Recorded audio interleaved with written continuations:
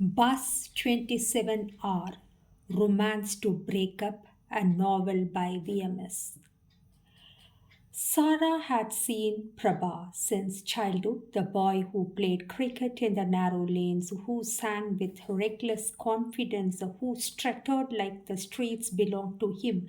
Now, as teenagers, he had grown into the neighborhood's hero, fair skinned, shock jawed, with a smile that melted most girls' resistance. Prabha had become a name whispered in buses, scribbled in diaries, and dreamt of in college hostels. Bus number 27R was practically his stage. With his rich, honey toned voice, he sang popular film songs, sometimes looking straight into the eyes of girls who dared meet his gaze. The younger ones giggled, the bolder ones sighed openly. His camp followed him like shadows, applauding, laughing, teasing, ensuring Prabha's magnetic presence remained unchallenged. But for Sarah, it was different. She was not one to be swept away so easily. Daughter of a retired IAS officer, she carried the weight of discipline, pride, and ambition. Her mother's absence since she was, 10 years old had made her cling tighter to her father's dreams. She was his little princess, the one he trusted to uphold the dignity of the family. The envy and cold was with her siblings and had only sharpened her will to shine above them all. She wanted not a love story, not fleeting passions, but an IAS badge to stand shoulder to shoulder with her father's legacy. And yet Prabha's eyes followed her. He noticed her headstrong stride, the way her dupatta flew when she hurried to her college, the disdain in her eyes when she caught him staring. To Prabha, this resistance was more intoxicating than blind adoration. He stalked, cornered her in lanes, buses, slipped notes into her textbooks through common friends, sometimes boldly proposing in front of others. Sarah denied him every time, her voice like steel. She knew his gang, their vulgar jokes, and their carefree and careless lives. But deep inside, something stirred. Every time she overheard him singing on the bus, her heart betrayed her. When she caught him watching her from his balcony, a strange warmth rose in her chest before she scolded herself. She hated this womanizing ways, hated the thought of being one among many to him, but she could not deny that her heart, treacherous and young, beat differently for him. At night, she would stand by the window, thinking of her mother, of the promise she had made her father to keep her dignity, her chastity, her ambition untarnished. Love, she told herself, was a distraction, a weakness, and yet in the silence, Prabha's voice would return, singing those film lines as if they were meant only for her. Sarah was beauty with brains, the dream of every man around her, but her dream was larger than men, larger than Prabha. Still, fate had a way of tying together the very people who tried to stay apart. Prabha's obsession with Sarah only grew sharper with time. She was the one girl who had never melted at his smile, never swooned by his songs. That made her a challenge, and Prabha was not the kind of boy who gave up easily. One evening, as Sarah walked back from the library, he blocked her path with his gang lurking in the shadows. Say yes once, Sarah, he whispered, his voice low, charged with confidence. I will prove I am not like what you think. She glared at him, her tone crisp like his father's. You don't know what it means to respect someone, Prabha. Love without dignity is just lust. Stay away. Her words stung him. His friends laughed nervously, but he silenced them with a look. Something in her defiance both enraged and captivated him. He would he would make her his no matter. He vowed he would make her his, no matter how long it took. At home, Sarah lived a different battle. Her father, though retired, still carried the aura of authority. He often reminded her, "You are my daughter, Sarah. Don't let petty distractions ruin your path. I want to see you as an IAS officer, not a shadow of anyone else." Sarah would note, hiding the secret, that her heart was already betraying her in fleeting moments when she heard Prabha singing from his balcony. Late at night, she would pause while turning her study pages. When she caught his reflection in shop windows as he trailed her discreetly, her pulse quickened even as she cursed his audacity. But fate did not stay neutral. One rainy evening, as she was returning by bus 27R, a group of rowdy men boarded and began harassing college girls. The bus turned chaotic, and in that storm, Prabha stepped forward. He fought with a reckless fury, protecting girls, including Sarah. She watched him, bloodied but unflinching, his voice roaring against injustice. For the first time, Sarah saw another side of Prabha, not the womanizer, not the singer adored by shallow crowds, but a fearless protector. Her heart trembled. Later that night, when he limped home, she found herself standing at her balcony, eyes locked with him across the street. No words were exchanged, but eyes locked across the street. But something unspoken passed between them. Still, her father's voice echoed dignity, chastity, ambition. And Sarah knew that even if her heart betrayed her, she could not let her promise slip. Love with Prabha could be fire, passionate, consuming, but also destructive. She had to choose between the man who tempted her very soul and the legacy she was born to carry. Now we can describe it in chapters. Fire and Iron, Prabha sighed the romantic thriller pull. Prabha could not get Sarah out of his head after the bus incident. He had bruises on his knuckles, a cut above his brow, but he wore them like medals. His gang teased him. For one girl, you risked all that. She doesn't even look at you. Prabha smiled, but inside he was restless. Sarah was like the others, was not like the others. She was fire wrapped in dignity, untouchable, and that made him burn more. He started singing only when she was around, sending messages through lyrics. He waited at corners he knew she was past. Sometimes he stalked her, sometimes he shielded her silently when she did not even notice.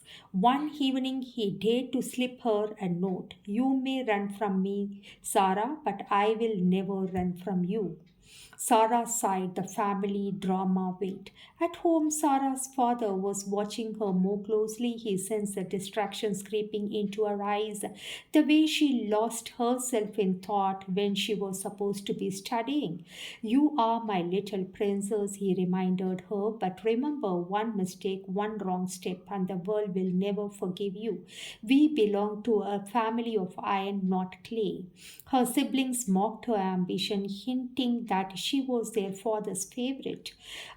Envy shimmered in the household. Sarah, caught between their jealousy and her father's expectations, carried her burden alone. And yet, when she sat by the window with her books, the sound of Prabha's humming floated across from his balcony.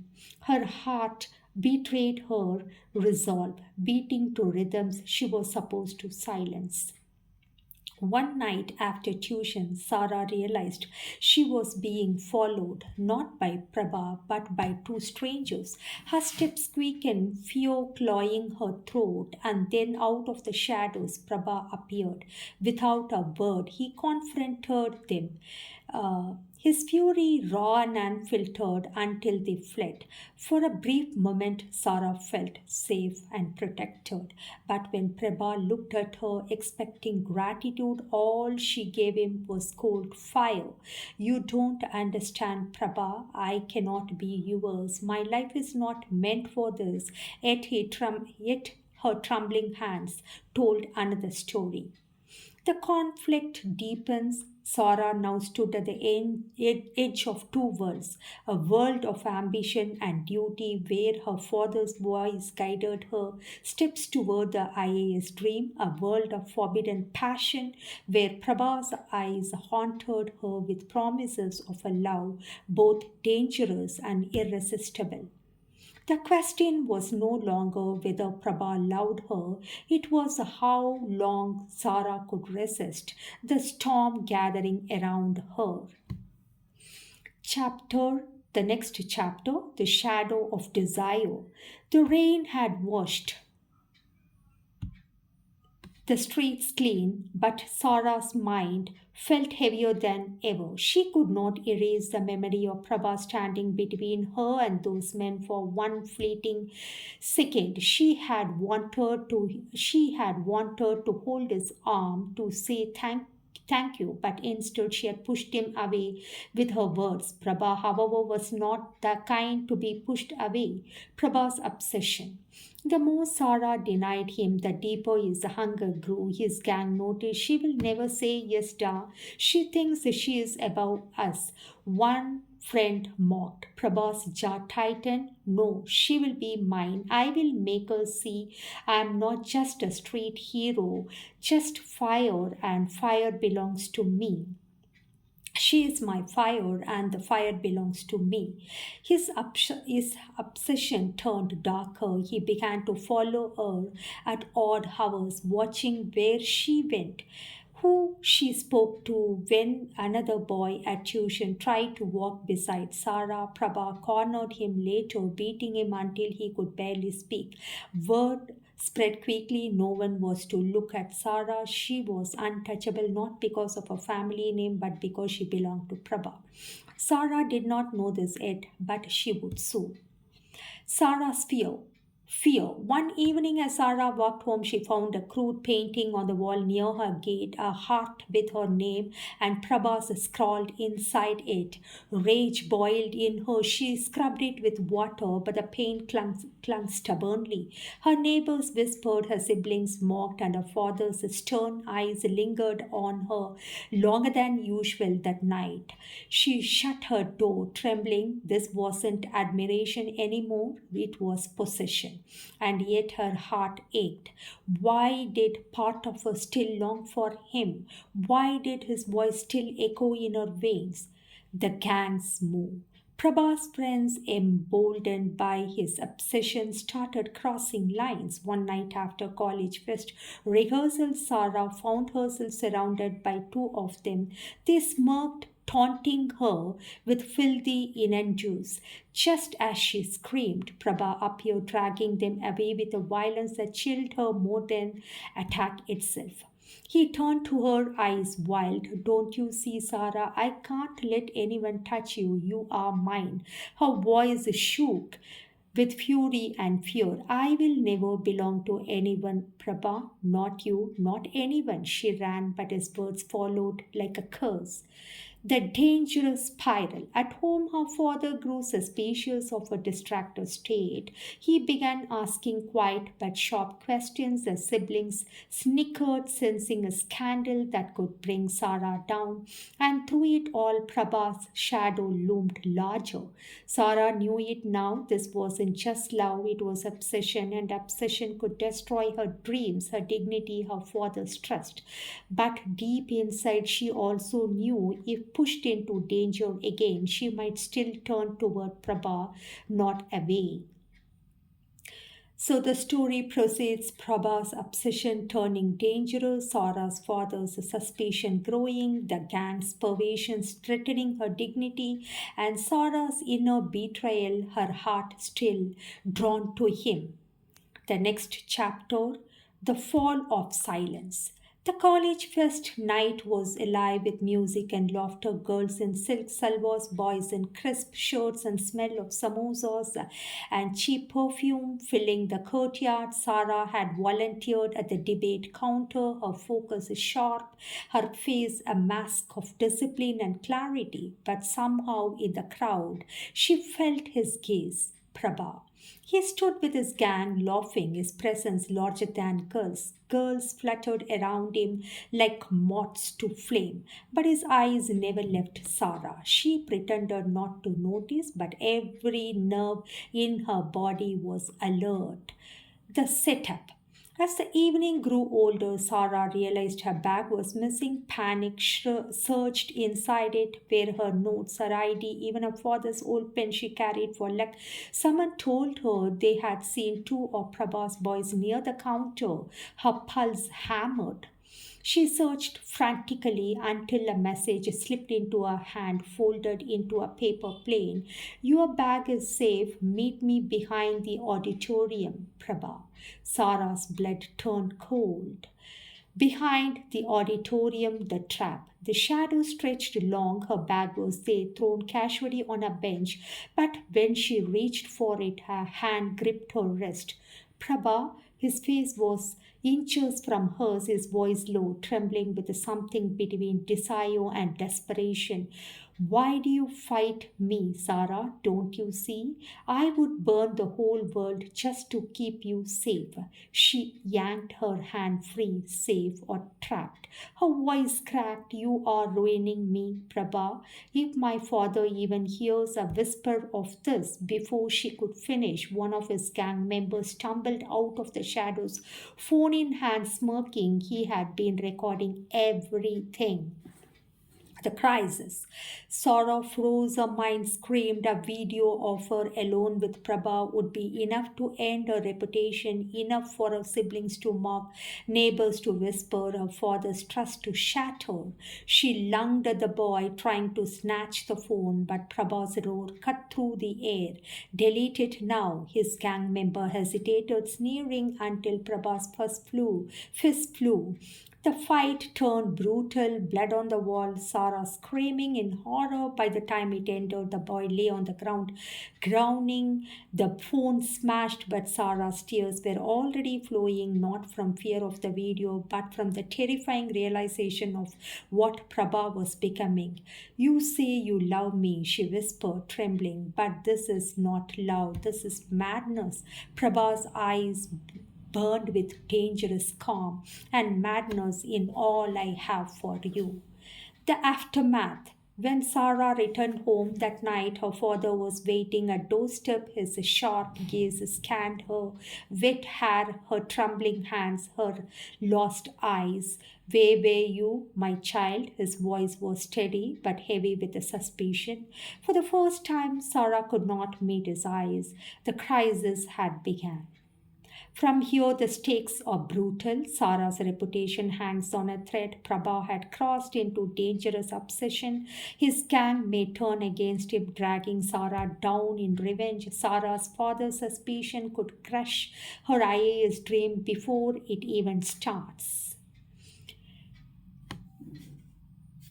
The next chapter, cracks in the fortress. At home, Sarah's father stood at the doorway like a monument of judgment. His eyes scanned her, his silence louder than anger.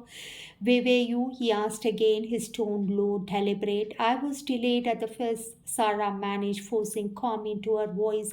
Her siblings lurking nearby smirked at her unease. One of them whispered, just loud enough, our princess is slipping. Her father's gaze lingered. He said nothing more, but Sarah knew the fortress of trust between them had cracked. That night she sat at a study desk and books open but unread. Her father's dream, the IAS badge she had promised him, seemed to slip further away each time she closed her eyes and saw Prabha's blooded fist, his wild eyes, the phone that could have destroyed her.